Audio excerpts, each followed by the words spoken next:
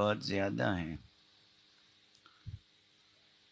اکثر عرض کیا کرتا ہوں کہ قرآن مجید کا کسی بھی مقام سے مطالعہ کیا جائے، قرآن مجید کی کسی بھی آیت کی تلاوت کی جائے، وہ اپنی ظاہری حیثیت سے تو مختصر ہوتی ہے، لیکن اس کے اندر معانی، مطالب، مضامین، مقاصد بہت بے کراں ہوتے ہیں۔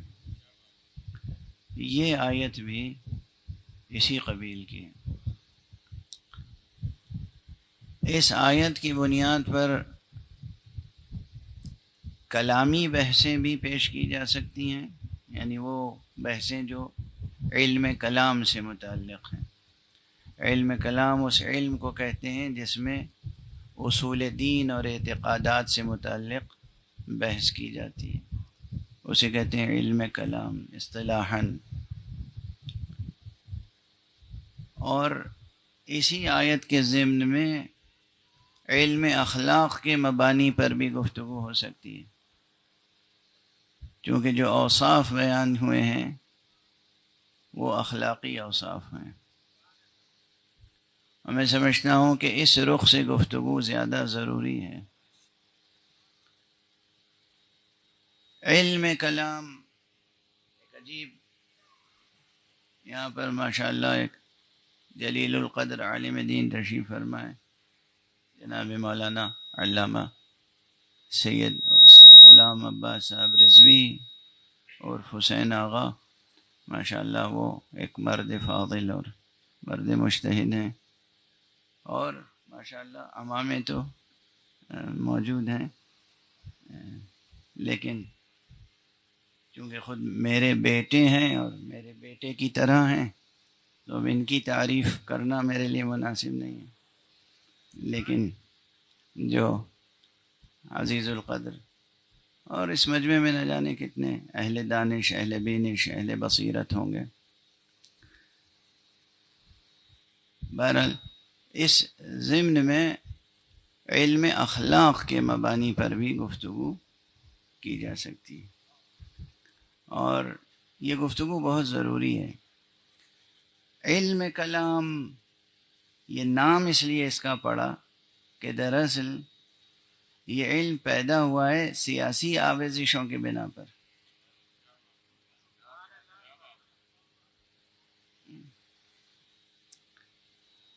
ورنہ اس کا نام تھا اصلاً الفقہ الاکبر۔ الفقہ الاکبر یعنی اصول دین کا علم، الفقہ الاصغر یعنی فروع دین کا علم، اور قرآنی ٹرمینالوجی میں الفقہ یعنی دین کی سمجھ بوجھ۔ تو اب دین میں اصول دین کی سمجھ بوجھ بھی شامل ہے اور فروع دین کی سمجھ بوجھ بھی شامل ہے۔ اب اگر یہ بحثیں اصول دین سے متعلق ہوتی ہیں تو اسے کہا جاتا تھا اور کہا جانا چاہیے الفقہ الاکبر، اگر فروع دین سے متعلق ہیں تو الفقہ الاصغر۔ لیکن ہوا کچھ یوں کہ لفظ الفقہ مخصوص ہو گیا فروع دین کے مسائل سے، اور اصول دین کی بحثیں علم کلام کہلانے لگیں۔ یہ سیاسی سازشوں اور آویزشوں کی بنا پر ہوا۔ بہرحال اب یہ بالکل ایکیڈمک ریسرچ کا موضوع ہے تو یہاں دیر تک ہم اس پر گفتگو نہیں کریں گے، لیکن ایک جملہ عرض کر دیا میں نے، اس کا چاہے اس پہ تحقیق کرے اور نتائج تک پہنچے۔ اخلاقی مباحث ایسے مباحث ہیں، اخلاقی بحثیں، اخلاقی مسائل جو اصول سے فروع تک شامل ہیں۔ اصول دین کے مباحث بھی اصلاً ان پر یقین لانے کی دعوت کیوں دی گئی؟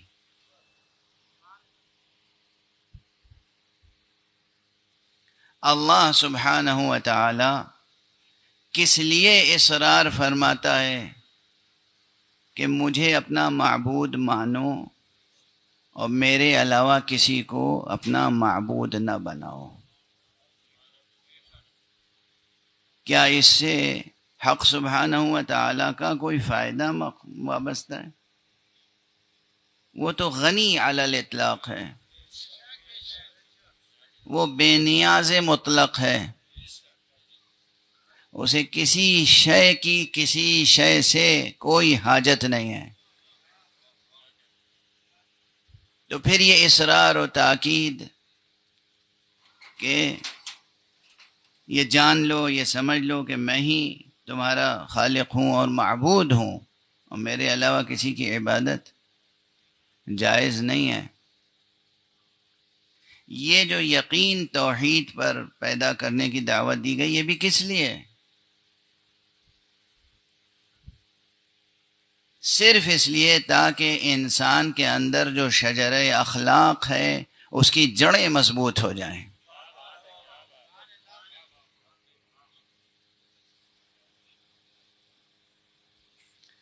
یہ جو شجرہ اخلاق ہے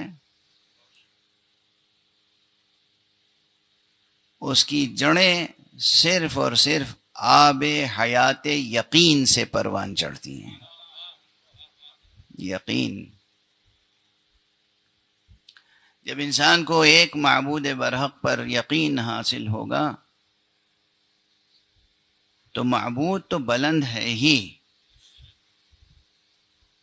خود وہ انسان جو اس بلند ہستی پر یقین رکھے گا وہ اپنے اندر اس بلندی کو پائے گا کہ کسی پست کے سامنے پیشانی نہیں جھکائے گا۔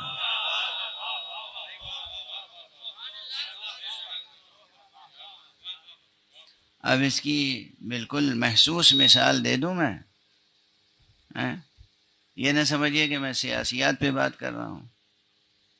آپ ہیں ماشاءاللہ ایک اچھے خاصے انسان، ایک اچھے بزنس مین، ایک اچھے انسان، آپ کے پاس بھی 2-4 نوکر ہیں، اور فرض کیجئے کہ کسی ملک کا کوئی سربراہ ہے، اس کے پاس بھی 2-4 نوکر ہیں، نوکر آپ کے پاس بھی ہیں، نوکر سربراہ کے پاس بھی ہیں۔ وہ آپ کے نوکر سمجھتے ہیں کہ وہ آپ کے نوکر ہیں، سربراہ ملک کے نوکر سمجھتے ہیں کہ میں سربراہ ملک کا نوکر ہوں۔ تو وہ جو سربراہ ملک کے نوکر ہیں وہ آپ کے نوکروں کو کیا سمجھتے ہیں؟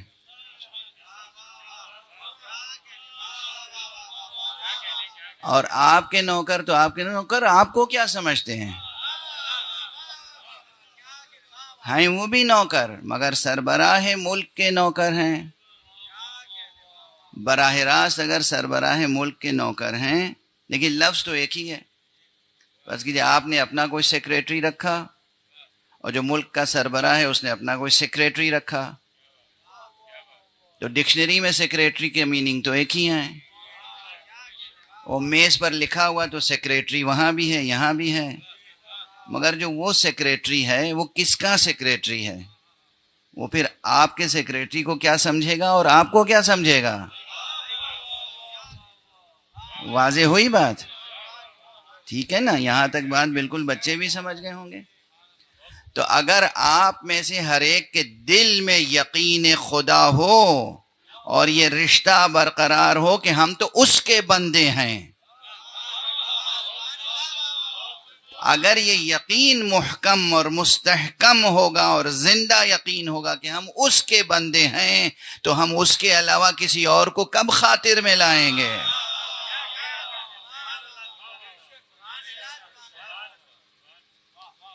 اور نہ صرف یہ کہ ہم خاطر میں نہیں لائیں گے، کوئی اور بھی اگر کسی کو احساس ہو گیا نا کہ اس کے دل میں یقین خدا ہے تو یقین رکھیے کہ وہ آپ سے ٹکرائے گا نہیں۔ جب کسی کو احساس ہو جائے کہ یہ شخص یقین رکھتا ہے خدا پر، یہ اللہ کا بندہ ہے، پھر کوئی اس سے دنیا کے معاملات میں کیا ہوتا ہے؟ ماشاءاللہ رشوتیں تو لی دی جاتی ہیں خوب، مگر اگر واقعی کسی بندے کے بارے میں معلوم ہو کہ یہ 5 وقت کا نمازی ہے، اللہ والا ہے، تو اس سے کہتے ہوئے بھی آدمی ڈرتا ہے کہ میاں میرا کام کر دو، فائل آگے بڑھا دو، میں کچھ دوں گا۔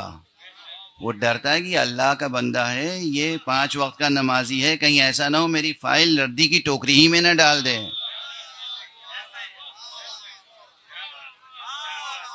ڈرتے ہیں نہیں، احساس ہو جائے، ادراک ہو جائے کہ یہ شخص اللہ والا ہے، یہ شخص غلط بات نہ سنتا ہے نہ کرتا ہے، پھر اس سے گفتگو کرتے ہوئے خوف آتا ہے.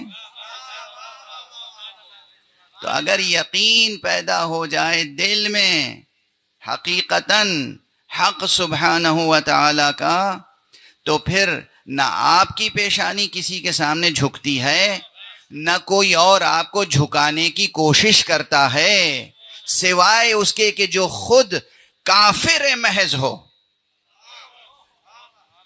یہ جانتے ہوئے کہ یہ شخص خدا کا بندہ ہے، پھر بھی باکراہ بجبر چاہے گا کہ میرے سامنے جھکے، میرے سامنے جھکے، میرے سامنے جھکے. یہ جب اللہ کے کسی بندے کو یہ جانتے ہوئے کہ یہ اللہ کا بندہ ہے پھر بھی اپنے سامنے جھکانے کی کوشش کرے، اس کے معنی ہے کہ اس کا مقابلہ اس بندے سے نہیں ہے، یہ خدا سے مقابلہ کر رہا ہے. اتنا مسئلہ سمجھ میں آ گیا تو سمجھ میں آ جائے گا کہ حسین نے بیعت کا انکار کیوں کیا تھا اور اصرار بیعت کرنے والے کی حیثیت کیا تھی. صلوات پڑھ دیں محمد و آل محمد.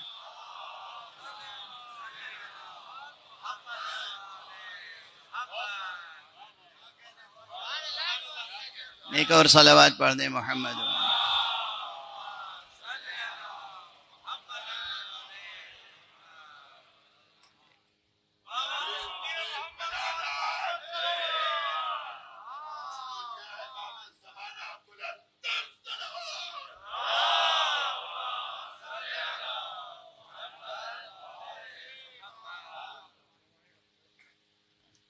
تو یہ جو ہے اب یہیں پر عرض کر دوں، آپ دن رات آج کل تو محرم کے ایام میں دن رات سنتے رہتے ہیں، سماعت فرماتے رہتے ہیں کہ حضرت ابو عبداللہ علیہ السلام نے کیا فرمایا تھا، کیا کہا تھا؟ میں بیعت نہیں کروں گا، ان مثلی لا یبایع مثلہ، مجھ جیسا اس جیسے کی بیعت نہیں کر سکتا.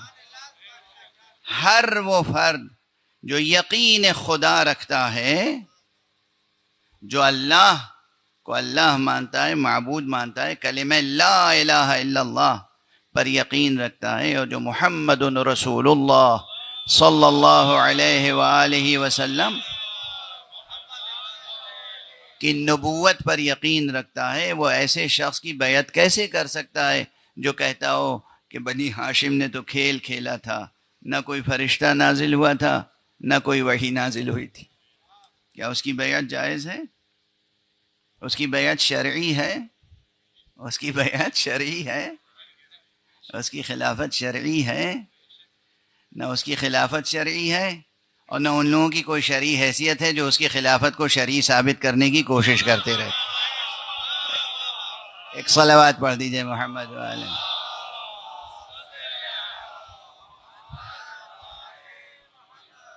کوئی شرعی حیثیت نہیں ہے، کوئی شرعی حیثیت نہیں. بہرحال شریعت کا تعلق خدا سے ہے. اپنے گھر بیٹھے کچھ قانون بنا لیجئے، وہ شرعی نہیں ہوتا. جب تک دنیا میں ہے دل بہلاتے رہیے، جس دن آنکھ بند ہوئی معلوم ہو جائے گا ٹھکانہ کہاں ہے. سرکار رسالت مآب صلی اللہ علیہ وآلہ وسلم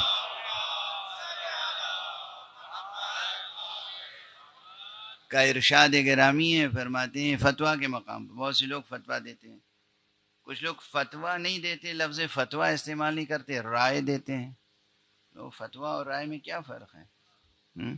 بہرحال تو حضرت کا ارشاد ہے کہ من افتى بغیر علم فلیتبوأ مقعدہ من النار، جو فتویٰ دے، رائے دے بغیر علم کے، اس کا ٹھکانہ جہنم ہے.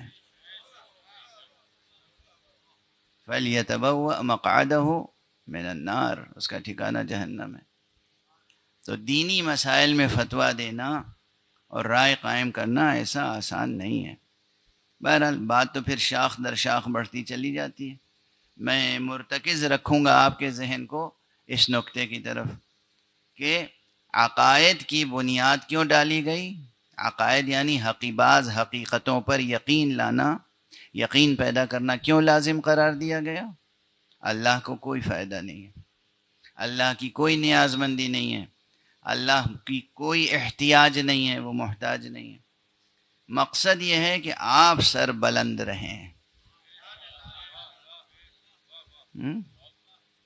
دیکھیے ہر باپ کی یہ خواہش ہوتی ہے کہ اس کا بیٹا ہر میدان میں سرخرو رہے، رہتی ہے نہیں رہتی ہے؟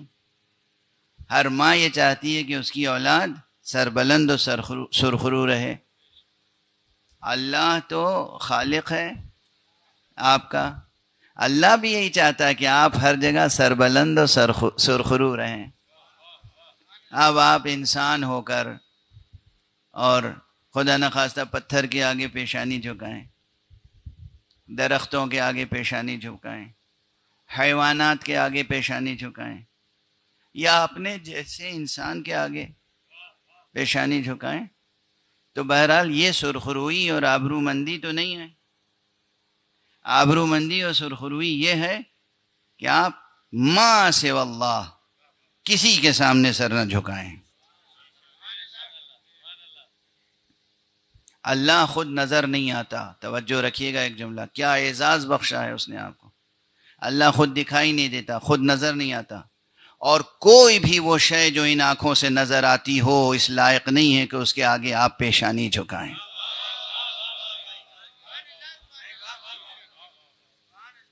خدا کی قسم ذرا ان مطالب کو ذہن نشین تو کریں۔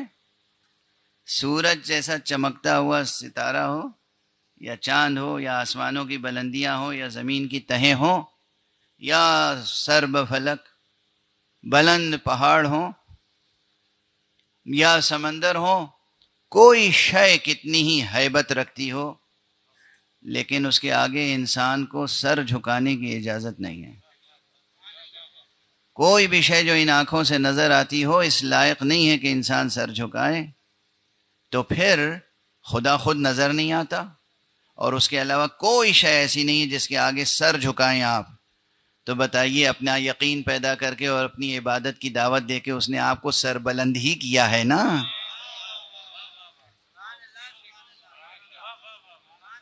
آپ سر بلند ہیں یا نہیں؟ اسی طرح تمام حقائق کی بات ہے کہ حقیقت توحید پہ یقین پیدا کریں، حقیقت نبوت پہ یقین پیدا کریں، حقیقت ولایت پر یقین پیدا کریں۔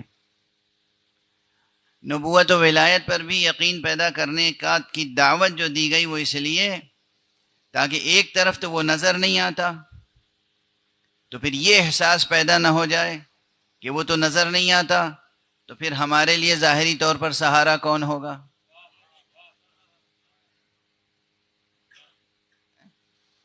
اس لیے اس نے کہا کہ ہم نظر تو نہیں آتے مگر ہم نے بھیجے ہیں تمہاری ہدایت و پرورش کے لیے۔ لیکن دیکھو انہی پر یقین لانا جو ہماری طرف سے جائیں، گھبرا کے اپنے اندر سے کسی کو، اپنے درمیان میں سے کسی کو نہ بنا لینا، ورنہ اس کا کوئی فائدہ نہیں ہوگا۔ جیسے تم ہو ویسے ہی وہ ہے، فرق نہیں ہے۔ جیسے تم ہو ویسے ہی وہ ہوگا جسے تم بناؤ گے، مگر میں جسے بناؤں گا اس کو تھوڑا بہت ویسا بناؤں گا جیسا میں ہوں۔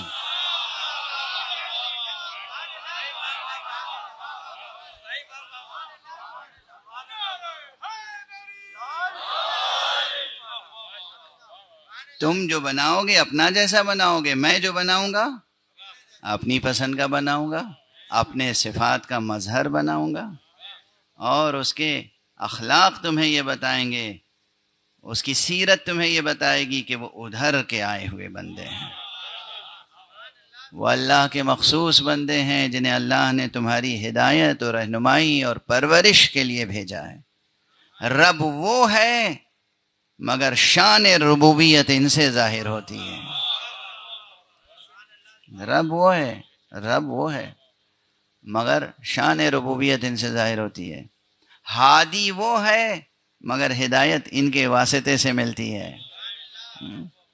اس لیے یہ یقین لازمی ہے کہ اللہ بھی ہے، نبی بھی ہیں، اور نبی کے بعد ائمہ علیہم الصلاۃ والسلام کا سلسلہ بھی ہے، اولیاء اللہ کا وجود بھی ہے، ان کے وجود کا انکار نہیں کیا جا سکتا. اور یہ ان تمام حقائق پر اور روز آخرت پر، ان تمام حقائق پر، اللہ کے وجود اور اس کی یکتائی پر، اللہ کی صفت عدل پر، اور اللہ کی دیگر جملہ صفات پر. صرف عدل نہیں، عدل ہے، علم ہے، حکمت ہے، رحم ہے، کرم ہے، جتنی بھی اللہ کی صفتیں ہیں. پھر نبوت پر، پھر امامت پر، پھر روز آخرت پر. ان تمام حقیقتوں پر یقین لانے کا غرض کا مقصد ایک ہے، وہ یہ کہ آپ کے چھوٹے سے، بظاہر چھوٹے سے وجود میں جو ایک بڑا وجود پنہا ہے، وہ اپنے اوج کمال تک پہنچے، وہ پروان چڑھے. قد تو یہی رہے گا آپ کا جو ہے، لیکن اس چھوٹے سے قد میں ایک بہت بڑا عالم چھپا ہوا ہے. یہ جو عالم چھپا ہوا ہے، آپ اپنے اس اوج کمال تک پہنچیں، اس کے لیے ان حقیقتوں پر یقین ضروری ہے. اور یہی سفر جو ہے سفر اخلاق کہلاتا ہے. یہ جو سفر ہے کہ آپ کے اندر جو پوشیدہ ایک انسان ہے،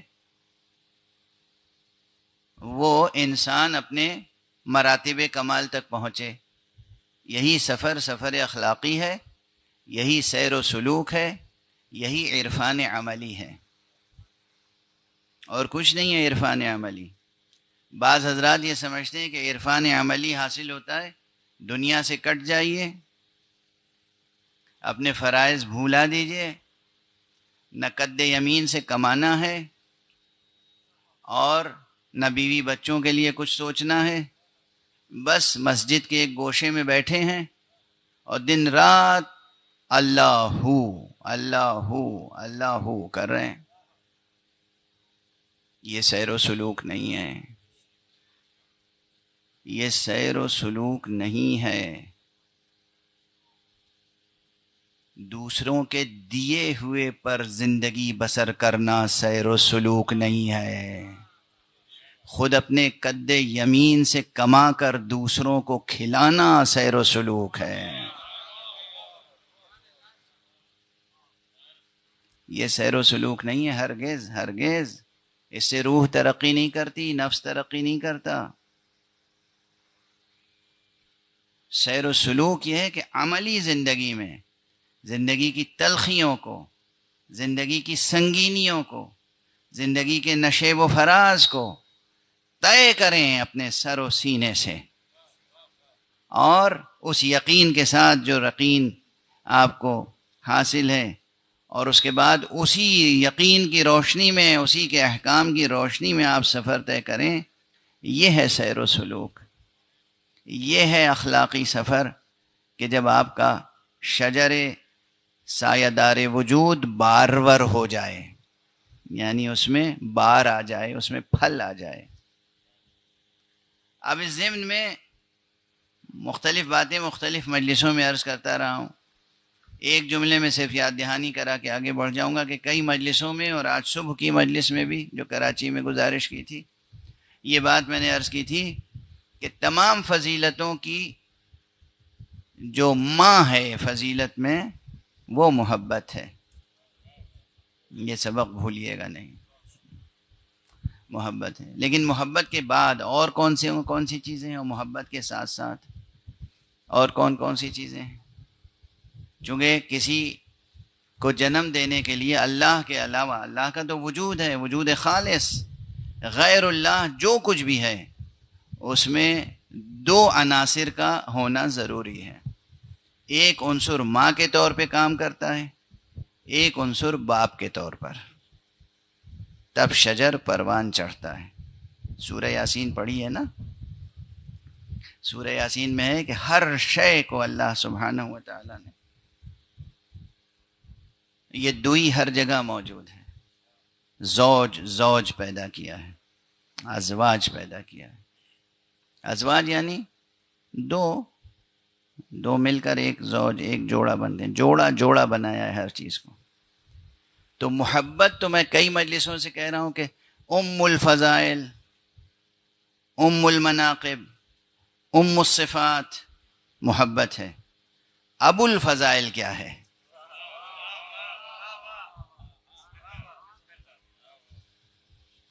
ابو المناقب کیا ہے؟ یہ سخن گسترانہ باتیں نہیں ہیں. میں اس لیے ممبر پہ نہیں کہتا ہوں کہ بس جسے کہتے ہیں نعوذ باللہ کہ لفظی گورکھ دھندا ہے، الفاظ بس استعمال کرنے ہو 1 گھنٹہ پورا کرنا ہے. یہ میرا مشن نہیں ہوتا ہے. اتنا تو جانتے ہیں نا آپ حضرات. یہ سب گفتگو اس لیے ہوتی ہے کہ ذہن نشین ہو، اور جب کوئی گفتگو واقعی ذہن نشین ہو جاتی ہے نا تو وہ اپنا کام کرتی رہتی ہے.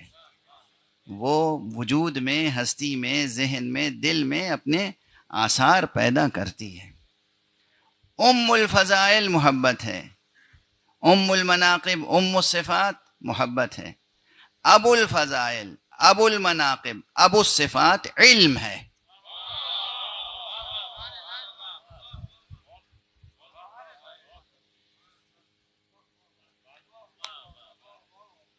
جب تک رحم محبت میں صلب علم سے قطرے آب وجود نہیں پہنچتا، شجر اخلاق بار بار نہیں ہوتا.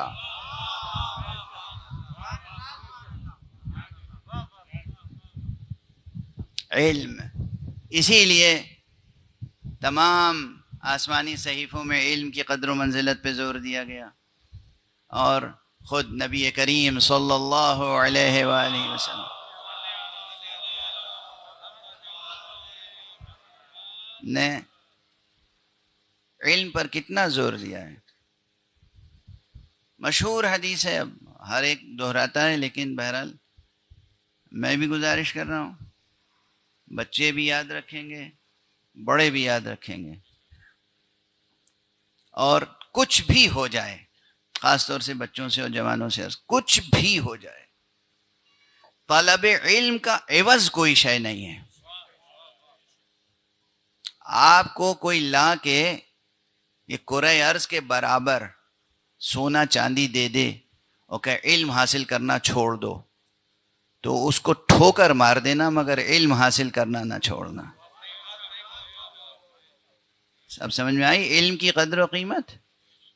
یہ قول میرا نہیں ہے، یہ میں نقل کر رہا ہوں.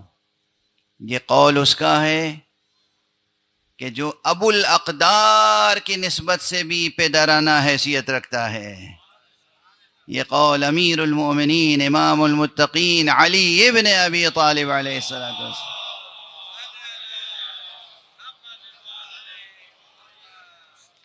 آپ کا ارشاد ہے کہ طلب علم کا عوض کچھ نہیں ہے. کوئی شے طلب علم کا عوض نہیں ہو سکتی، اس کے مقابل میں نہیں ہو سکتی. کہ کوئی شے کوئی دے دے، کوئی ضمانت دے دے، ارے بھئی تمہیں کیا کرو گے پڑھ لکھ کے؟ کھانے ہی کمانا تو ہے. پڑھنے لکھنے کے لیے وہی منع کرتے ہیں جن کی نظر بس کھانے کمانے پہ ہوتی ہے. لیکن اللہ کی، رسول کی، امام کی نظر صرف کھانے کمانے تک محدود نہیں ہے. آسمانوں پر چھا جانا ہے تمہیں، بلند ہونا ہے، بلند ہونا ہے.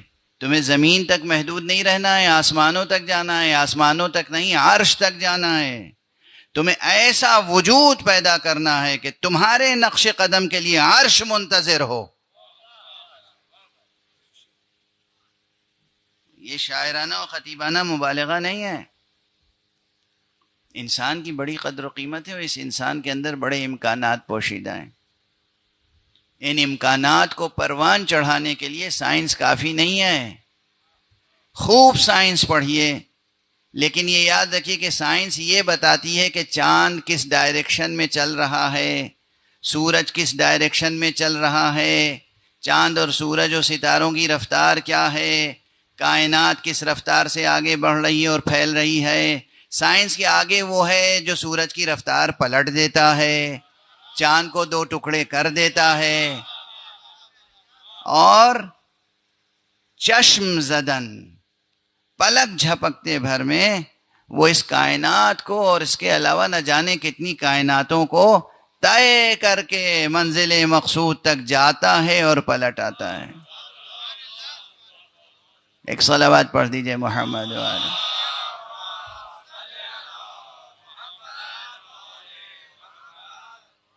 سائنس کی حدود اپنی جگہ، سائنس سیکھنی چاہیے، پڑھنی چاہیے، سائنس کی قدر شناسی کا حق ادا کرنا چاہیے، لیکن سائنس کو دین اور مذہب کی بنیاد نہیں بنانا چاہیے۔ وہ جو ایک سوال آج کل ہر ذہن میں ہے، سائنس مذہب کی، دین کی بنیاد نہیں بن سکتی۔ سائنس ٹھیک ہے، سائنس خدمت گزار ہے، سائنس یہ بتانا جانتی ہے کہ گھر کیسے بنے گا، لیکن سائنس گھر میں رہنے والے مکین کی تعمیر نہیں کر سکتی۔ اب جملہ کہوں، سائنس مکان کی تعمیر کر سکتی ہے، مکین کی تعمیر نہیں کر سکتی۔ مکین کی تعمیر دین کرتا ہے، اور اگر مکین اچھا نہ ہو تو کیا ہوتا ہے؟ مکین اگر اچھا ہو یعنی رہنے والا، اگر وہ باذوق ہے، تربیت یافتہ ہے، تو کسی اچھے مکین کو ویرانے میں بھی چھوڑ دیجئے تو اسے گلشن بنا دے گا، اور کسی ایسے شخص کو جو اچھا مکین نہ ہو، گلشن میں اور محل میں بھی چھوڑ دیجئے تو وہ اس گلشن اور محل کو بھی ویرانہ بنا دے گا۔ یہ مکین کی تعمیر اور تربیت یہ دین اور مذہب کا کام ہے، اور وہ اصول دین کو، اس پر یقین پیدا کرنا اس لیے لازم ہے کہ اخلاق کی جڑیں مضبوط ہوں۔ فروع دین پہ عمل کرنا اس لیے ضروری ہے کہ اخلاق کا تنا مضبوط ہو، اور یہ دونوں جب مضبوط ہوں گے تو پھر یقیناً شاخوں پر آنے والی کلیاں کھلیں گی، پھول کھلیں گے، اور بہار آئے گا، ثمر آئے گا، اور آپ کے شجرے وجود کی ہر شاخ پھلوں سے لدی ہوئی ہوگی۔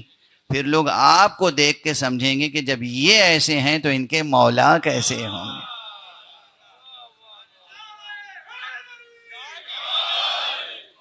بالکل ایسے ہی جیسے ہم اپنے مولا کو دیکھ کے یہ سمجھتے ہیں نا کہ جب مولا ایسے ہیں تو خدا کیسا ہوگا۔ مظہریت کے یہی معنی ہیں، اس سے زیادہ نہیں۔ مظہریت کے یہ معنی ہیں کہ ہم مولا کائنات امیر المومنین علی ابن ابی طالب علیہ السلام کو دیکھ کر یہ سمجھ جاتے ہیں کہ اللہ اکبر، یہ علی ہیں، یہ کسے سجدہ کر رہے ہیں، یہ جسے سجدہ کر رہے ہیں وہ کیسا معبود ہوگا۔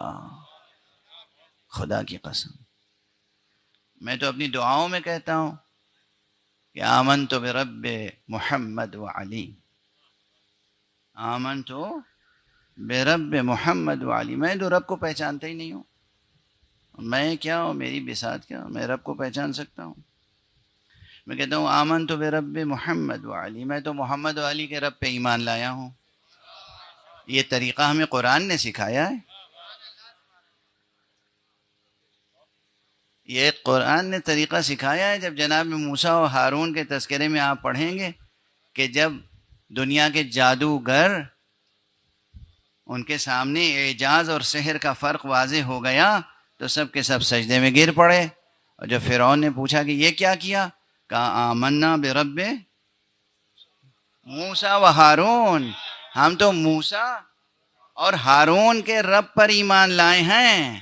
اگر وہ موسیٰ اور ہارون کے رب پر ایمان لا کے کمال ایمان پر پہنچ سکتے ہیں تو ہم رب محمد و علی پر ایمان لا کر،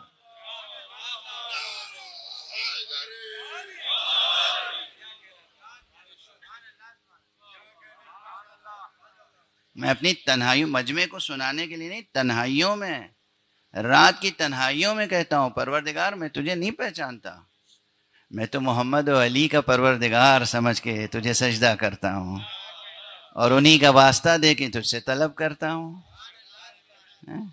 جس کے واسطے سے پہچانا ہے اسی کے واسطے سے طلب کرنے میں کوئی شرک نہیں ہے، یہ شرک نہیں ہے، یہ بدعت نہیں ہے۔ یہ جملہ بھی اکثر کہتا رہا ہوں، اکثر، اور یہ ایک مکمل علم کلام کی بحث ہے۔ یہ توحید شناسی میں اصل شے خدا شناسی نہیں ہے، اصل شے وسیلہ شناسی ہے۔ خدا آپ کو کیا پہچانیں گے آپ؟ توحید شناسی میں کیا بحث کر لیں گے؟ خدا کے علم کی مقدار ناپ لیں گے؟ کیا پہچانیں گے خدا کو؟ خدا کی قدرت کو ناپ لیں گے یونٹس میں کہ اتنی، جیسے سائنس میں انرجی کو اور ہر طرح کی انرجی کے لیے الگ الگ پیمانے اور پیمائشیں ہیں، آپ اللہ کی قدرت کو پیمائش کے ذریعے معین کر سکتے ہیں؟ کیا پہچان لیں گے خدا کو؟ خدا کی قدرت، خدا کا علم، خدا کی رحمت، خدا کی رافت، خدا کی فیاضی کس چیز کو سمجھ لیں گے؟ کچھ نہیں سمجھ سکتے۔ اصل بحث توحید شناسی میں وسیلہ شناسی ہے۔ اصل بحث توحید شناسی میں یہ ہے کہ اللہ کی طرف سے پیغام لانے والے کو صحیح سمجھ لیں۔ ایسا نہ ہو کہ مصطفیٰ پر ایمان لے آئیں اور ساتھ میں مسلمہ کذاب پر بھی ایمان لے آئیں، یہ نہیں ہو سکتا۔ یہ سب نبوت شناسی بھی دراصل فرع توحید شناسی ہے۔ اسی لیے مقام بحث میں میں گزارش کر چکا ہوں اور کرتا رہتا ہوں کہ اصول، جیسے میں نے اخلاقیات میں عرض کیا کہ اخلاقیات میں ام الاقدار محبت ہے، ابو الاقدار علم ہے۔ اسی طرح میں نے اصول دین کی بحث میں کہا تھا کہ اصل الاصول صرف ایک ہے۔ لوگ بحث کرتے ہیں 5 یا 3، 3 یا 5، میں نے کہا 3 5 کرنا چھوڑ دیجئے، ایک کو مان لیجئے، توحید، بس توحید مان لیجئے۔ توحید کا تقاضا ہے کہ نبوت کو تسلیم کریں، توحید کا تقاضا ہے کہ امامت کو تسلیم کریں، توحید کا تقاضا ہے کہ روز آخرت پر یقین پیدا کریں۔ یہ سب توحید پر یقین کی شاخیں ہیں، اصل الاصول توحید ہے۔ تو توحید پر یقین پیدا کرنے کے بعد اصل مسائل وسیلہ شناسی کے ہیں۔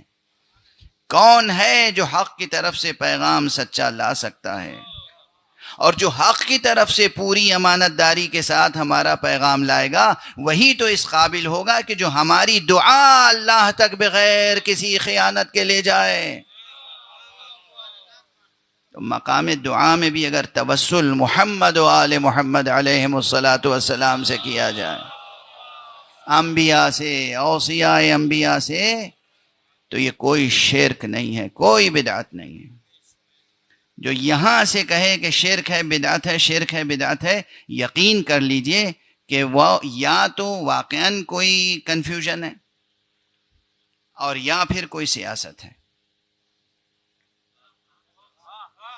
بہت واضح، دو اسلام چل رہے ہیں، دو اسلام چل رہے ہیں۔ جو اسلام اللہ کے رسول کے گھر سے چلے وہ الہی اسلام ہے، جو پبلک کے بیٹھکے سے چلے وہ سیاسی اسلام ہے۔ یہ صرف سخن گسترانہ بات نہیں ہے، یہ صرف تقریر کے لیے، آپ کے نعرے کے لیے، واہ واہ کے سبحان اللہ کے لیے نہیں عرض کر رہا ہوں۔ دنیا بھر کے مستشرقین نے یہ مغالطہ کھایا ہے یا مغالطہ دیا ہے کہ مین اسٹریم اسلام کیا ہے اور فرق کیا ہے، مین اسٹریم اسلام کیا ہے اور فرق کیا ہے۔ مین اسٹریم اسلام وہی ہے جو دل و جان مصطفیٰ سے شروع ہوا، قال اللہ قال رسول اللہ، قال اللہ قال رسول اللہ۔ ایک طرف اللہ کا قول ہے، رسول کا قول ہے، اور ایک طرف ہمارے جیسے انسانوں کا قول ہے۔ ایک طرف اللہ کا رسول ہے جو اپنے ہاتھ میں کسی کا ہاتھ لے کے کہہ رہا ہے اس ہاتھ پر بیعت کرو، اور ایک مقام وہ نظر آتا ہے جہاں ایک شخص اٹھا اور دوسرے سے کہا لائیے ہاتھ بڑھائیے ہم بیعت کرتے ہیں۔ کون سی بیعت معتبر ہوگی؟ جو اللہ کے رسول نے کرائی، جو ہم نے خود سے کر لی۔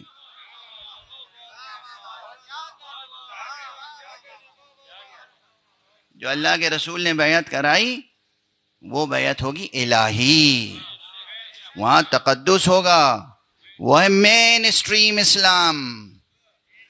دھوکہ نہ کھائیں، نہ دھوکہ دینے کی کوشش کریں، وہ ہے مین اسٹریم اسلام۔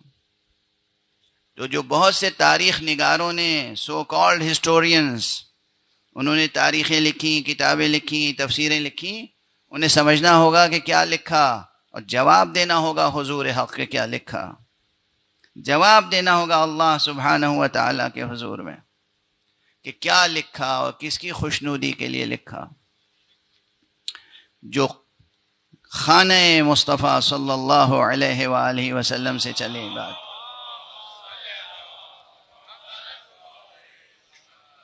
وہ ہے الہی اسلام.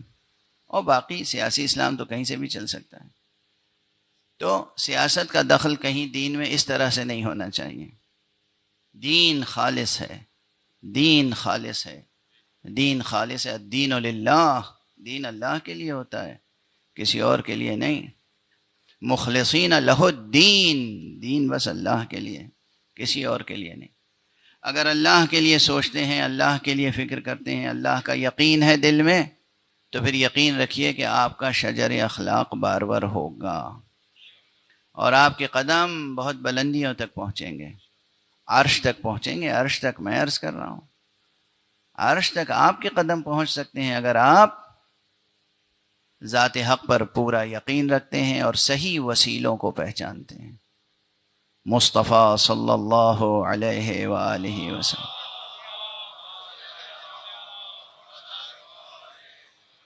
ذات گرامی خاتم النبیین کی معرفت انسانوں کو حاصل نہیں ہے، لیکن بہرحال جس حد تک بھی حاصل ہے، چونکہ یہ تو ہے لطف رب سے کہ وہ نظر آتے تھے دونوں آنکھوں سے.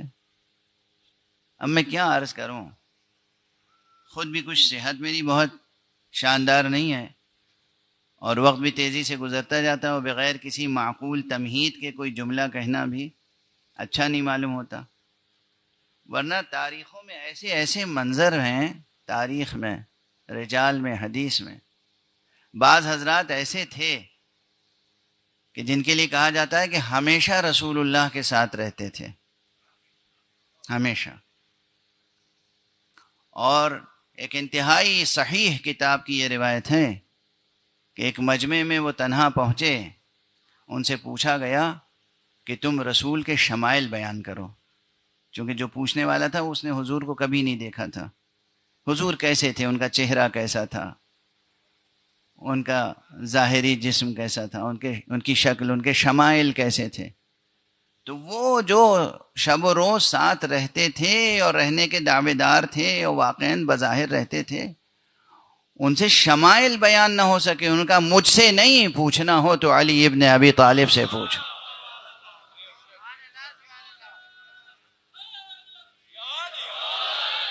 مسلسل ساتھ رہنے کے باوجود جو ظاہری صورت بیان نہ کر سکے، وہ باطنی سیرت کیا بیان کرے گا؟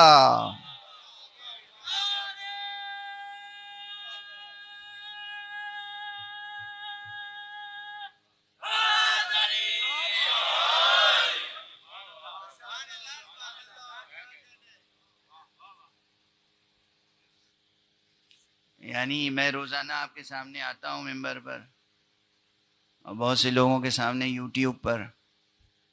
اگر میری داڑھی، میرا چہرہ، میرا عمامہ کیسا ہے یہ کوئی ڈسکرائب نہ کر سکے تو وہ یہ کیا بتائے گا کہ میں کتنا پڑھا لکھا ہوں،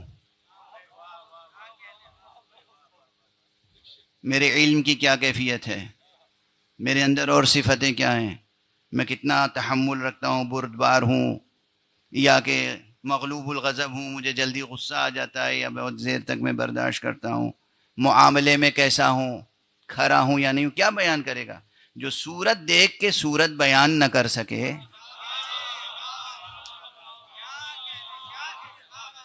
وہ سیرت کیا بیان کرے گا؟ ایک صلوات پڑھ دیجئے محمد وآلہ.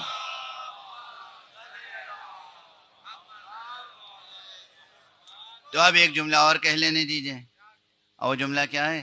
توحید شناسی میں اصل چیز ہے وسیلہ شناسی، اور دین شناسی میں اصل چیز ہے ماخذ دین کو پہچاننا.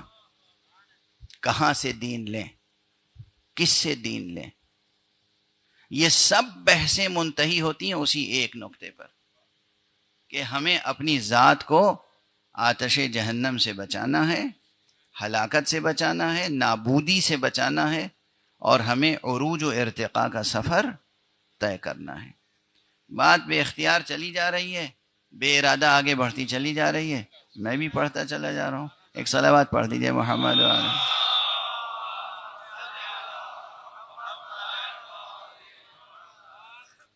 دو صف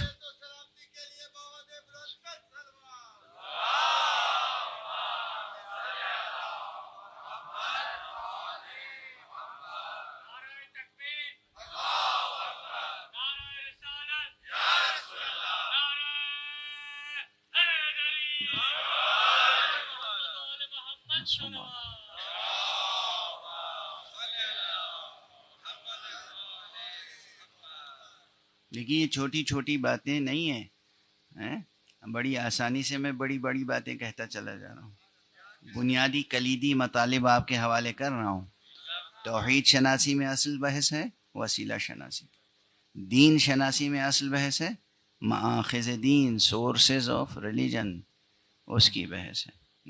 اور یہ تمام بحثیں کس لیے ہیں؟ نہ اللہ محتاج ہے، نہ نبی محتاج ہے، نہ امام محتاج ہے، کوئی محتاج ہمارا نہیں ہے، ہم سب کے محتاج ہیں، تاکہ ہمارا وجود سر بلند رہے، سر فراز رہے، آبرو مند رہے، سرخرو رہے. اب جو اگلا مرحلہ ہے، میں نے دو اس ضمن میں صفات کی طرف بھی زور دیا کہ ہم میں سے ہر دل میں محبت ہونے چاہیے اور ہر ذہن میں نور علم ہونا چاہیے.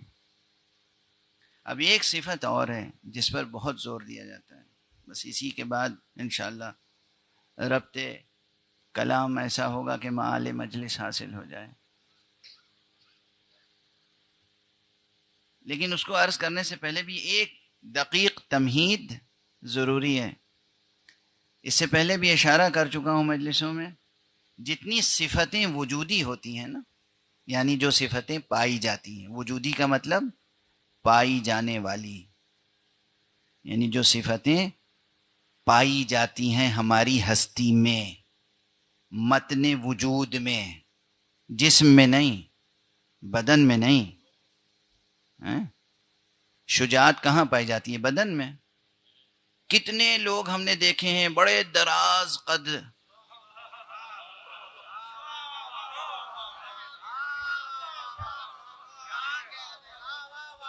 معلوم ہوا قد و قامت تو بہت ہے، شجاعت نام کی کوئی چیز نہیں ہے.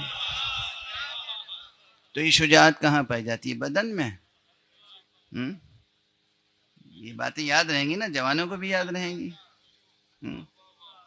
کتنے لوگ ہم نے دیکھے ہیں کہ بظاہر بسطتاً فی الجسم ہوتے ہیں، صرف جسم بہت بھاری بھرکم ہے، لیکن قوت، شجاعت، علم، بردباری کچھ نہیں.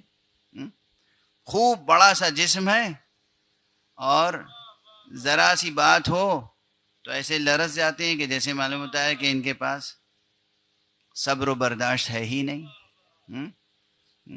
تو جسم میں صفتیں نہیں پائی جاتی. یہ ایک بہت بڑی بحث سمیٹ کے میں نے دو جملوں میں کہہ دی، یاد رہے گی نا. صفتیں، اخلاقی صفتیں جسم میں، بدن میں نہیں پائی جاتی. بدن میں ہڈی ہے، گوشت ہے، خون ہے، کھال ہے، یہ سب ہے بدن میں. صفتیں کہاں پائی جاتی ہیں؟ صفتیں آپ کے نفس میں اور آپ کی روح میں پائی جاتی ہیں. صفتیں جسم کو ناپا جا سکتا ہے، تولا جا سکتا ہے، ٹکڑے ٹکڑے کیا جا سکتا ہے اور ٹکڑے ٹکڑے کر کے جوڑا جا سکتا ہے. یہ سب صفتیں کس کی ہیں؟ جسم کی. روح کو نہ ناپا جا سکتا ہے، نہ تولا جا سکتا ہے، نہ ٹکڑے ٹکڑے کیا جا سکتا ہے، نہ جوڑا جا سکتا ہے. میڈیکل سائنس کی پیوند کاری بدن کے کام آتی ہے، روح کے کام نہیں آتی.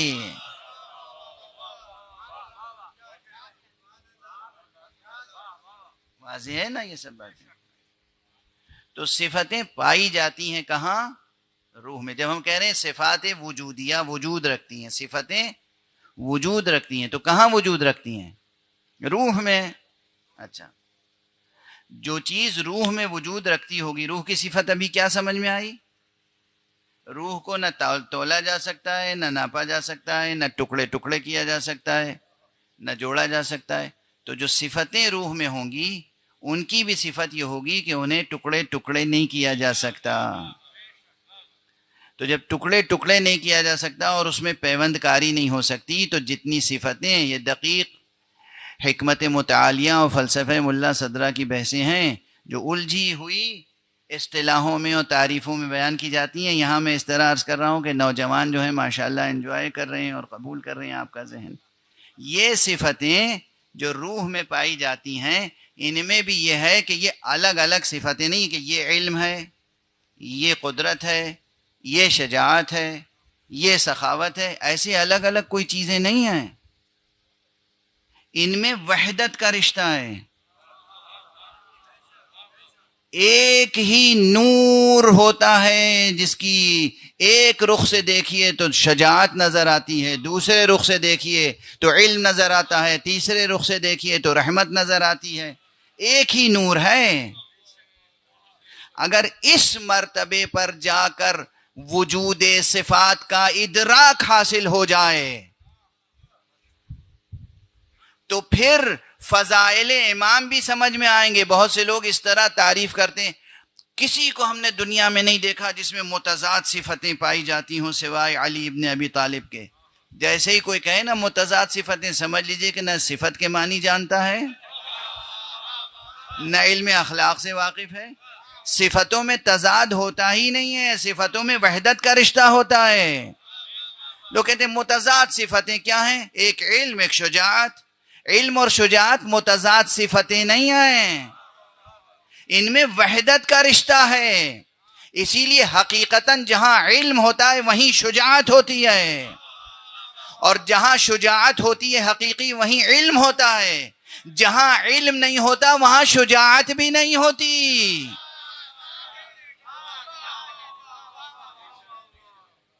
اب یہ کوئی مناظرانہ بات نہیں ہے، یہ شاعرانہ بات نہیں ہے، یہ میں فلسفہ وجودی، فلسفہ نفس، فلسفہ روح، فلسفہ اقدار کی روشنی میں، حکمت متعالیہ کی روشنی میں عرض کر رہا ہوں. واضح رہے یہ شاعرانہ مضمون نہیں ہے. اور اس لیے عرض کر رہا ہوں کہ اسی لیے جو پوری کائنات میں سب سے بڑا عالم تھا، خدا نے اسی کو سب سے بڑا شجاع بھی بنایا.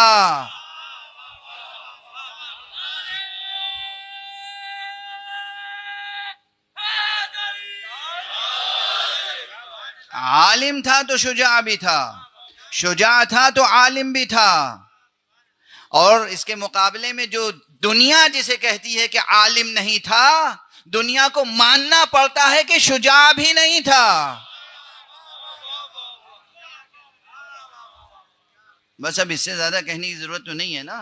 ایک صلوات پڑھ دیجئے محمد والے.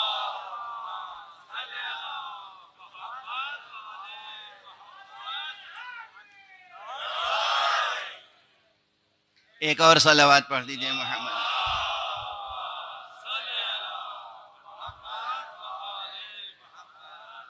یہ سب علمی بحثیں عزیزان گرامی، بچوں جوانوں، یہ علمی بحثیں ہیں. یہ سخن کو استرانہ باتیں نہیں ہیں، یہ شاعرانہ اور خطیبانہ باتیں نہیں ہیں. جو عالم تھا وہی شجاع تھا، جو عالم اور شجاع تھا وہی امانت دار بھی تھا، جو امانت دار تھا وہی صادق القول بھی تھا. جو امین ہوگا وہی صدیق ہوگا، جو صدیق ہوگا وہی امین ہوگا، جو صادق ہوگا وہی امین ہوگا، جو امین ہوگا وہی صادق ہوگا. یہ الگ الگ صفتیں نہیں ہیں. مثال کے لیے کہہ دوں، قول میں امانت کا نام صدق ہے، عمل میں صدق کا نام امانت ہے. صفت ایک ہے، صفت ایک ہے. قول میں اگر امانت ہے تو وہ صدق، عمل میں اگر صدق ہے تو امانت. جہاں سے بھی جس رخ سے بھی بحث کریں، وجودی صفات جو روح میں پائی جاتی ہیں، جو روح میں پائی جاتی ہیں، یعنی جن کا بازار میں خریدا جانا ممکن نہیں ہے. جھوٹی سندیں تو خریدی جا سکتی ہیں، علم نہیں خریدا جا سکتا. اتنی بات سمجھ میں آ گئی؟ جھوٹی سندیں خریدی جا سکتی ہیں، علم نہیں خریدا جا سکتا. اور چونکہ علم خریدا نہیں جا سکتا تو پھر مجبور ہوتا ہے جھوٹی سندیں خریدنے والا بھی کہ جب واقعی کوئی مسئلہ درپیش ہو تو وہاں جائے جہاں علم حاصل ہو سکتا ہے. ایک صلوات پڑھ دیجئے محمد والے.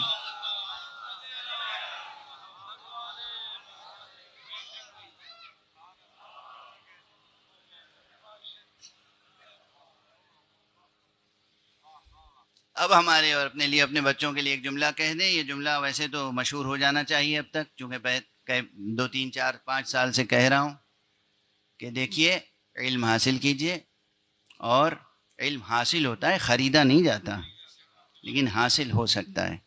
اللہ سبحانہ و تعالیٰ نے جو وسائل بنائے ہیں، جو طریقے بتائے ہیں، وہ وسیلے، وہ طریقے اختیار کیے جائیں تو علم حاصل ہو جاتا ہے. اور ہمیشہ علم حاصل کرنا چاہیے. حضرت نے فرمایا ہے کہ اطلب العلم من المہد الی اللحد، ماں کی آغوش سے لے کے قبر کی آغوش تک علم حاصل کرتے رہو. اس لیے ہم میں سے کوئی بھی یہ نہ سمجھے کہ فارغ التحصیل ہو گیا. جس نقطے کو آپ سمجھیں گے فارغ التحصیل ہو گئے، وہ نقطۂ مرگ ہوتا ہے، وہ لمحہ مرگ ہوتا ہے. یعنی آپ نے اپنی روحانی موت اختیار کر لی. ہمیشہ علم حاصل کرتے رہنا چاہیے. اور علم کے حاصل کرنے سے اور محبت کی آغوش میں علم کو پروان چڑھانے سے یہ ہوتا ہے کہ ہمارا اور آپ کا شجر وجودی بار بار ہوتا ہے. پھر اس میں وہ تمام صفتیں پیدا ہوتی ہیں جو باقی صفتیں، صدق، وفا. صدق اور وفا میں بھی رشتہ ہے. تمام اقدار میں ایک خاص قدر ہے جسے کہتے ہیں وفا. یہ وفا کیا ہے؟ علم عرفان میں تو توحید کے تقاضوں کو پورا کرنے کا نام وفا ہے.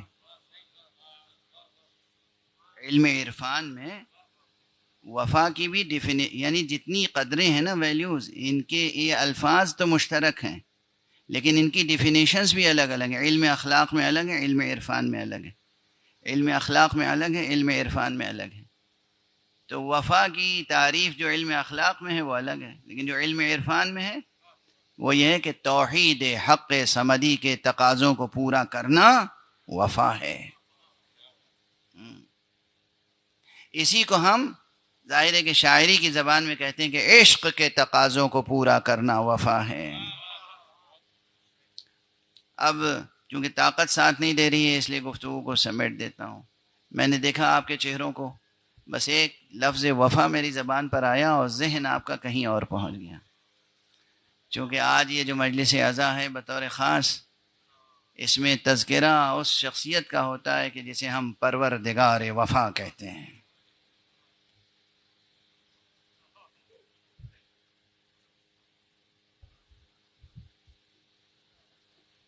اللہ کے شیر کا شیر، علی ابن ابی طالب کا وہ بیٹا جس کا نام عباس ہے. پروردگار آپ حضرات کو توفیق عطا فرمائے کہ زیادہ سے زیادہ اس ذات گرامی کے سلسلے میں معرفت حاصل کرنے کا بھی سفر طے کریں.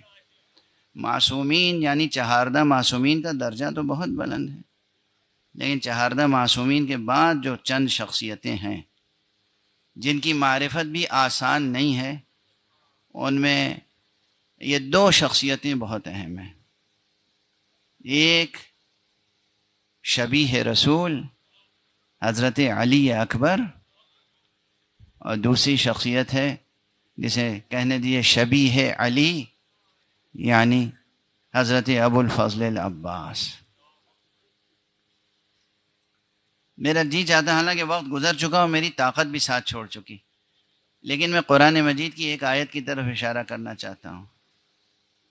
اگر آج پوری گفتگو اسی آیت پہ کرتا اور شروع میں خیال آ جاتا تو شاید زیادہ بہتر ہوتا. سورہ مبارکہ بقرہ کی غالباً 249ویں آیت ہے، 249 غالباً، اگر میرا حافظہ غلطی نہیں کر رہا ہے، جہاں طالوت کا تذکرہ ہے. فلما فصل طالوت بالجنود قال ان اللہ مبتلیکم بنہر. جب طالوت لشکر لے کے روانہ ہوئے تو انہوں نے اپنے لشکریوں سے کہا اللہ تمہارا امتحان لے گا ایک نہر کے ذریعے سے.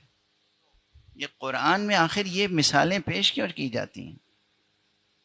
فمن شرب منہ فلیس منی، تو جو اس نہر سے پانی پی لے گا اس کا مجھ سے کوئی تعلق نہیں ہوگا، وہ ہم میں سے نہیں ہوگا۔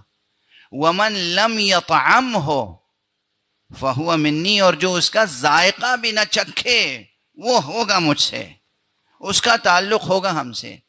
الا من اغترف غرفۃ بیدہ، سوائے اس کے کہ جو اس دریا سے ایک چلو اٹھا لے۔ یہ الفاظ قرآن کے ہیں، تاریخ کے نہیں۔ یہ الفاظ قرآن کے ہیں، تاریخ۔ قرآن مجید ایسے مناظر پیش کیوں کرتا ہے؟ غور کیا؟ قرآن ایسے منظر کیوں پیش کرتا ہے؟ ماضی کے منظر، اور خصوصیت کے ساتھ ان اللہ مبتلیکم بنہر، اللہ تمہارا امتحان لے گا ایک نہر کے ذریعے سے۔ اور پھر فمن شرب منہ فلیس منی، جو اس نہر سے پی لے اس کا ہم سے تعلق نہیں ہوگا۔ گویا ارباب حق کے ساتھ رہنے کے لیے آتش لازمی ہے، پیاس لازمی ہے، نصاب عشق کا حصہ ہے پیاس۔ ومن لم یطعمہ، اور جو اس کو چکھے بھی نہیں، فہو منی، وہ مجھ سے ہوگا۔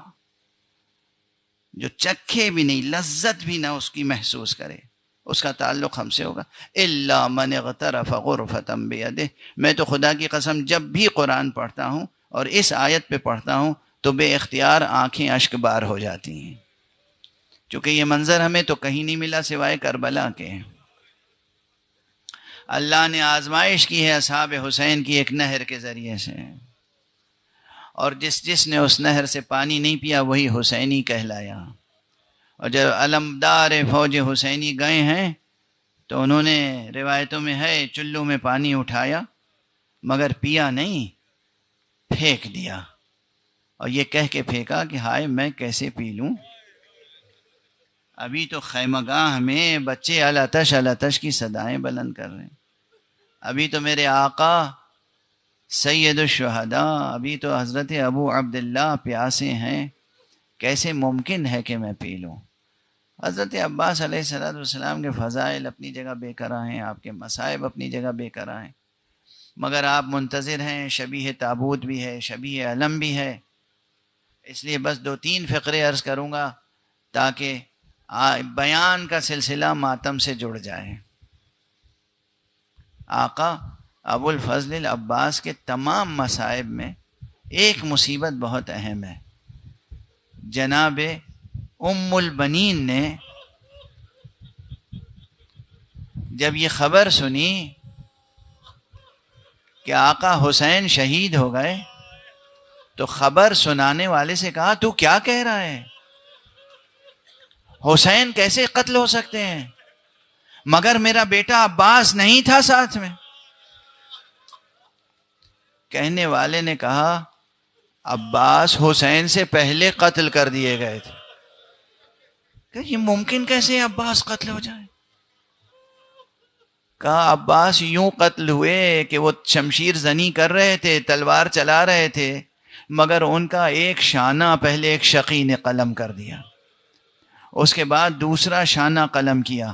جیسے ہی بی بی نے دونوں شانوں کے قلم ہونے کا تذکرہ کیا بس اب آگے کچھ نہیں پوچھا، کہا ہائے میرے لال، گھوڑے سے زمین پر آتے ہوئے ہر بہادر پہلے ہاتھ زمین پر ٹیک لیتا ہے، میرے لال تو کیسے زمین پر آیا ہوگا؟ اجرکم علی اللہ، اجرکم علی اللہ، اجرکم علی اللہ۔ خدا آپ کو کسی غم میں نہ رلائے سوائے غم اہل بیت کے۔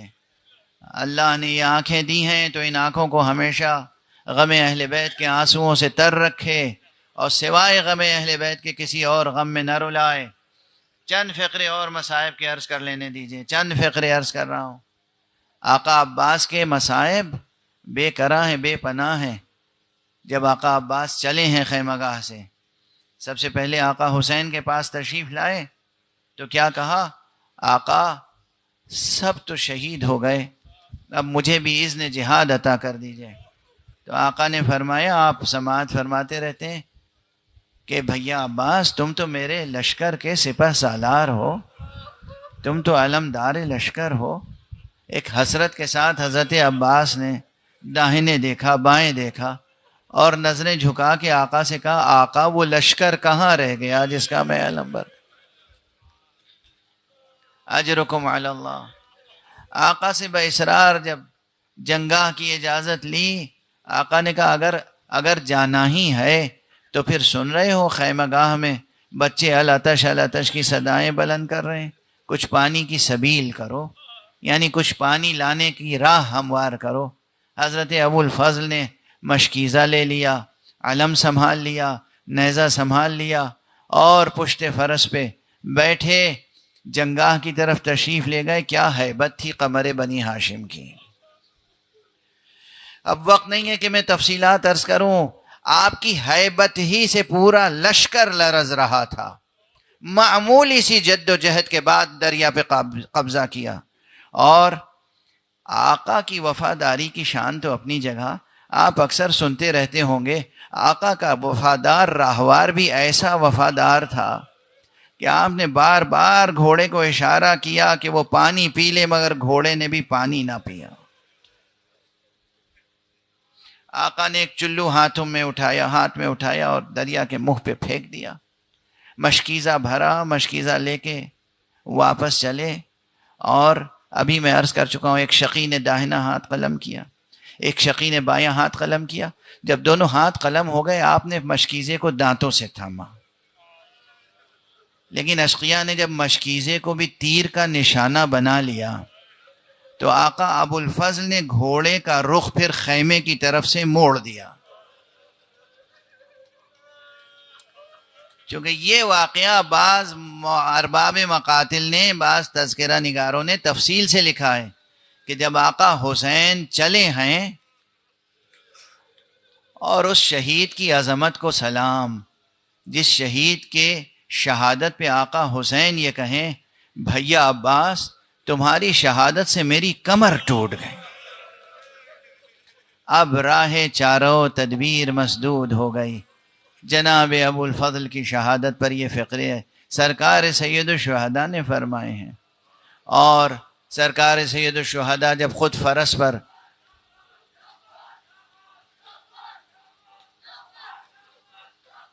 یا عباس